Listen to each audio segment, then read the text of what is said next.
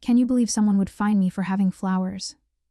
Not just any flowers, but carefully cultivated, beautiful blooms that brought joy to my little corner of the world. I mean, seriously, who does that? Was I wrong for what I did to get back at EHOA president, who seemed to have a personal vendetta against my petunias? Tell me if you would have done the same thing, because honestly, I'm still reeling from the audacity of it all, and the satisfaction of my revenge is the only thing keeping me sane. Let me take you back to how this whole ridiculous saga began. My name is Alex, and for the past 5 years, I've lived in what I thought was a charming, quiet suburban community. When my partner, Jamie, and I bought our house, we were thrilled. It had a decent-sized yard, perfect for my burgeoning passion gardening. I've always found a sense of peace, an accomplishment in nurturing plants, watching them grow from tiny seeds into vibrant, flourishing life. Our house was pretty standard, 2 stories, a small porch, and a yard that, when we moved in, was mostly just patchy grass and a few struggling shrubs. I had big plans for it. Jamie, bless their heart, isn't much of a gardener, but they supported my hobby wholeheartedly, often bringing me new seeds or cute little gardening tools they'd found. For the first few years, everything was great. My garden blossomed.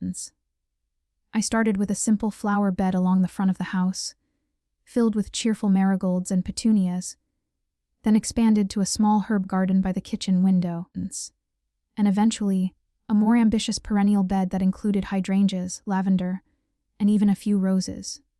Our house became known on the street for its curb appeal, a splash of color in a sea of perfectly manicured, but somewhat bland lawns.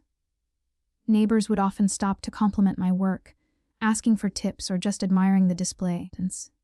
It felt good, like I was contributing something beautiful to the community. This was before the reign of terror, before Margaret took over as HOA president. Margaret Dubois. Even her name sounds stiff and unyielding, doesn't it? When she moved into the house 3 doors down, about 2 years into our residency, she initially seemed pleasant enough. A bit prim, perhaps, but I thought nothing of it. She quickly integrated herself into the HOA, attending every meeting, volunteering for every committee. Before we knew it, she was president, and that's when the subtle shifts began. First, it was the newsletters getting longer, filled with increasingly nitpicky rules and reminders. Then came the enforcement. Suddenly, people were getting notices for things no one had ever cared about before. A trash can left out too long, a slightly overgrown hedge, a bird feeder that attracted excessive wildlife. It felt like the fun was being systematically drained out of our neighborhoods, replaced by a suffocating blanket of regulations. My garden, however, remained untouched for a while. I thought I was safe. I meticulously maintained everything, ensuring no weeds, no overhanging branches, nothing that could possibly be construed as a violation. My flowers were my pride and joy, a source of comfort. They represented freedom, creativity, and the beauty of nature, things Margaret seemed intent on eradicating. The first warning came in the form of a formal letter, delivered to my mailbox, embossed with the HOA logo. It stated, in cold, bureaucratic language, that certain plant species in my front yard were in violation of Article 7, Section 3B, of the community bylaws, which stipulated that all plantings must adhere to an approved list of native and non-invasive species, and must not exceed a height of 24 inches at maturity unless otherwise specified. I stared at the letter, dumbfounded. Native and non-invasive. I had researched all my plants, making sure they were suitable for our climate and wouldn't cause any ecological issues. And height. My petunias were ground cover, for crying out loud! My hydrangeas were taller, yes, but they were a common, beloved garden plant. I reread the letter several times, my blood pressure slowly rising. This felt targeted. I knew Margaret had seen my garden. She'd walked past it almost every day. There was no way this was a general enforcement. This was personal. I called Jamie into the living room fuming. "Look at this garbage!" I shoved the letter into their hands. Jamie read it, their brows furrowing. "This is insane, Alex. Your garden is beautiful. Everyone loves it. Exactly. This is Margaret, I just know it. She's decided my flowers are illegal, because they're too vibrant for her taste. or something. We decided to fight it. I spent hours poring over the HOA bylaws, cross-referencing plant lists, measuring my flowers. I found nothing in the existing bylaws that supported her claim. Approved list of native species didn't exist in any document I could find, distance. And the height restriction was vague and seemed to contradict common landscaping practices. I compiled a detailed rebuttal, complete with photographs of my gardens, botanical names of my plants, and highlighted sections of the bylaws that proved I was in compliance. I even included testimonials from neighbors who loved my garden, distance. I submitted it to the HOA board, specifically addressing it to Margaret. A week later, another letter arrived. This one was even more chilling, since it acknowledged my rebuttal but stated that the board unanimously stands by its initial assessment. It then informed me that I had 30 days to remove the violating species or face a daily fine of 50. Unanimously, I highly doubted it. I knew some of the other board members were reasonable people. This had Margaret's fingerprints all over it. This wasn't about bylaws. It was about control and, I suspected, jealousy. Jamie tried to calm me down, suggesting we just remove offending plants to avoid the fines. It's not worth the stress. Alex, they said gently. We can replant something else. But I couldn't. It wasn't just about the flowers anymore. It was about the principle of it. It was about standing up to a bully who was abusing her power. I felt a surge of defiance.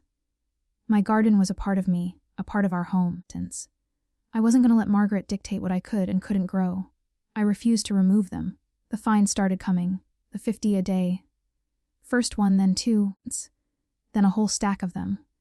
My meticulously kept files now included a growing pile of penalty notices, each one a fresh stab to my pride and my wallet. I tried to appeal again, requesting a meeting with the full board. Margaret, through her assistant, denied my request, stating the matter was closed. That's when I knew I couldn't just let this go. I needed a plan for revenge. My beautiful, vibrant garden had become a battleground. I spent sleepless nights tossing and turning, distance, consumed by thoughts of Margaret and her petty tyranny. I knew I couldn't just keep accumulating fines. Eventually, they would put a lion on our house. But I also couldn't back down. The injustice of it fueled a fire in me. I considered all sorts of things, anonymously reporting her own violations. I'd noticed her hedges were a bit over the accepted height and rallying the neighbors against her, but not everyone wanted to rock the boat, or even just letting my garden die as a protest. But that would only hurt me. None of those felt quite right. I needed something that would hit her where it hurt, expose her hypocrisy, and still be within the bounds of what I considered acceptable, albeit subtly mischievous. I walked through my garden every day, my mind buzzing, looking at my illegal flowers. The bright red petunias, the cheerful yellow marigolds, the stately hydrangeas. They were magnificent. How could anyone find fault with them? I started observing Margaret more closely. Her routine, her preferences, her own little habits. She was meticulous about her own yard, a perfect expanse of emerald green lawn, precisely trimmed bushes, and a few carefully chosen, non-threatening white roses. Very sterile, very Margaret. She also had an obsession with tidiness. Every fallen leaf, every errant blade of grass, was swiftly dealt with.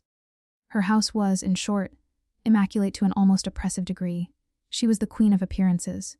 This was my leverage. I realized the best revenge wouldn't be direct confrontation, but something that would subtly disrupt her perfect, controlled world, using her own rules against her. So that's the situation I was in, a ticking clock of fines against my beloved garden, and I had to make a choice: capitulate or retaliate. Before I tell you what happened next, I want you to pause and comment below what you would have done in my shoes. Would you have just given in, or would you have fought back, and how? My plan began with research, not into bylaws this time, but into plants. Specifically, plants that could be problematic if allowed to spread, but were entirely innocuous when contained. And then, it hit me: dandelions. Not just any dandelions, but a specific, robust variety known for its incredibly fluffy, wind-dispersed seeds. They were technically a weed, yes, but often grew wild and weren't explicitly banned by any HOA rule I could find, especially not when they weren't on my property. The key was the wind. Our houses were positioned such that the prevailing winds often blew from my side of the street towards hers. I started cultivating dandelions. Not in my yard, of course, but in strategically placed pots behind my fence out of sight.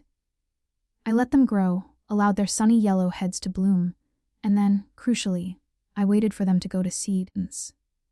Those delicate white, fluffy seed heads, millions of tiny parachutes, each carrying a potential new plant.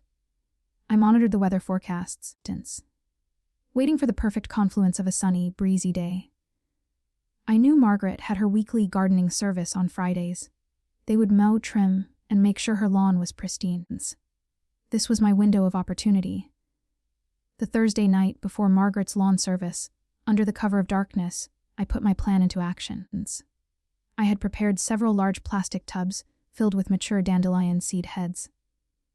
Each one was bursting with hundreds of those fluffy white spheres, just waiting for a gust of wind to carry them away. I carried them stealthily to the very edge of my property line, positioning them carefully on the side closest to Margaret's house, just beyond the range of her security cameras, but perfectly exposed to the wind. I felt a thrill of anticipation mixed with a dash of nerves. This was it. This was my revenge, subtle and insidious, using nature itself as my weapon. The next morning, Friday, was perfect. The sun was shining, and a gentle but persistent breeze was blowing directly from my yard towards Margaret's. I watched from my kitchen window as the dandelion seeds began their silent, airborne assault. Thousands upon thousands of them lifted from my tubs, sparkling like tiny diamonds in the morning light, and drifted gracefully across the street, settling predominantly on Margaret's pristine green lawn. It was beautiful, in a perverse kind of way. I continued this covert operation for several weeks, replenishing my dandelion supply, ensuring a steady stream of seeds found their way to their new home. I made sure to clear any traces from my yard immediately, leaving no evidence of my involvement. I even bought a few legitimate, approved native plants and started slowly replacing some of my illegal flowers, just to throw her off. The first signs of my victory began to appear about 3 weeks later. Little yellow dots, scattered across Margaret's perfectly manicured lawn. At first, they were small and sparse, easily missed by her gardening service. But dandelions are tenacious. They grow quickly, especially when given the ideal conditions of a well-fertilized, frequently watered lawn, and the wind kept coming. Soon, the yellow dots became yellow patches, then larger clumps. Margaret's weekly lawn service, meticulous as they were, couldn't keep up. They'd mow, and the dandelions would spring back, sometimes even stronger. I started seeing Margaret out in her yard more often, a look of growing frustration on her face. She would be down on her hands and knees, pulling at the weeds, her gloves pristine white, then quickly covered in dirt. The contrast between her usual composed demeanor and her increasingly disheveled attempts to combat the yellow tide was immensely satisfying. I still received the daily fines for my illegal flowers, but now they felt less like punishment and more like a tax on my entertainment. I decided to keep paying them, a small price for the show I was getting. One afternoon, I saw Margaret having a heated discussion with her gardening crew. She was gesticulating wildly, pointing at the dandelions, her face red with anger. The crew, bless their hearts, looked utterly bewildered. How could these weeds be spreading so rapidly? They were doing their best, but nature, when unleashed, is a formidable opponent. The situation escalated. Margaret's perfect lawn, her pride and joy, was becoming a mottled canvas of green and yellow. Neighbors started to notice. I overheard whispers. What's going on with Margaret's yard? So many dandelions? I even saw a few kids from down the street picking handfuls of her dandelions and blowing the seeds right back onto her lawn, thinking it was a fun game. Oh, the irony. One morning, about 2 months after my dandelion offensive began, I was sipping my coffee, watching the chaos unfold at Margaret's house. She was out there again, not just pulling, but frantically spraying something from a large container. Herbicide. She was resorting to chemicals, clearly desperate. Just then, I saw a familiar car pull up. It was David, another HOA board member. a kind older gentleman who had always seemed more reasonable than Margaret. He got out of his car and walked towards Margaret, who looked utterly exasperated. I couldn't hear their conversation, but I saw David looking around Margaret's yard, then at the scattered dandelions, and then, interestingly, he glanced over at my vibrant, albeit illegal, flower beds. He then walked over to my yard, gave a small, almost imperceptible nod to my flowers, and then walked back to Margaret. A few days later, a new letter arrived from the HOA. This one was different. It was from the HOA board, signed by David, not Margaret. It stated that due to community concerns regarding selective enforcement and newly clarified interpretations of Article 7, Section 3b, all previous fines related to plant species were being retroactively rescinded. Furthermore, it explicitly stated that decorative flowering plants, when properly maintained and non-invasive, are considered an asset to the community and are permitted. My illegal flowers were now officially legally permitted, and there was a specific addendum clearly aimed at Margaret. The use of chemical herbicides on lawns must be approved by the board to ensure environmental safety and proper land stewardship. Margaret's desperate chemical attack had backfired. The coup de grace came a week after that. Another OA meeting. I didn't attend, but Jamie did, just to report back. Margaret, apparently, had resigned from her position as HOA president, citing personal reasons and a desire to focus on her own property. Jamie said the mood in the room was palpable relief. David was voted in as the new president, and his first order of business was to simplify the bylaws and ensure clearer, fairer enforcement. My garden was safe. My flowers continued to thrive, now without the shadow of fines hanging over them. Margaret's lawn, however, took a long time to recover. The dandelions were eventually brought under control, but the patches of burnt grass from her herbicide use were a stark reminder of her losing battle. It was a beautiful, chaotic, and entirely satisfying outcome. So, that's my story. My revenge on the HOA president who thought she could dictate the very beauty I brought into the world. It wasn't about the fines in the end. It was about standing up for something I believed in, fighting back against petty tyranny with a bit of ingenuity and a whole lot of dandelions. Sometimes, the most effective revenge is the one that uses nature's own gentle chaos to expose a bully's rigid control. I learned that even the smallest, most unassuming plant can be a powerful force for change, especially when wielded with a purpose. Like this video if you were on my side, if you think Margaret got exactly what she deserved. Subscribe for more stories like this, where I navigate the ridiculousness of life with a touch of wit and, sometimes, a sprinkle of dandelion seeds. And seriously, share your final thoughts on this whole mess in the comments section. Would you have gone as far as I did? Or do you think I should have just let it go? I'll see you all in the next story.